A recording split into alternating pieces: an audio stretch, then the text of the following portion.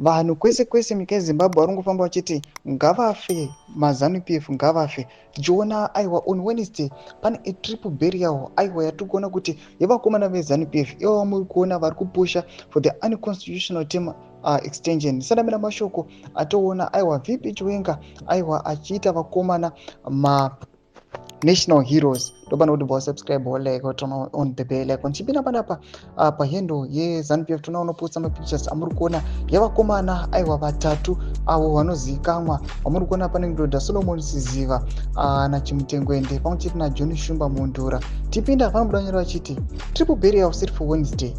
As acting president, General Retired Dr. Constantino Chiwenga salute the three national heroes: Major General Retired Solomon Siziva, Comrade Chen Chimutengwende, and Ambassador John Shumba Mundura for sacrificing their lives for the liberation and development of Zimbabwe. Ndio mashoko anaitoka pana VP Chiwenga. Atiri kuona kuti vanhu vari kuti vaitoti aiwa vakomana avaka vatopera zvitosvika nehierarchy kumusoro kwese kunoda kwokuti aiwa vari kudzikisira capability aiwa yemaZimbabweans, just because maZimbabweans they know they deserve something chiri better.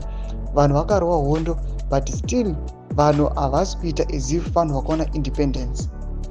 Vanogoda kuti vakomana vari kumusoro ndo vanenge vachingotya the highest share, ndo vanenge vachingowana madues, vachiwana zvimatenda, vachingowana mari.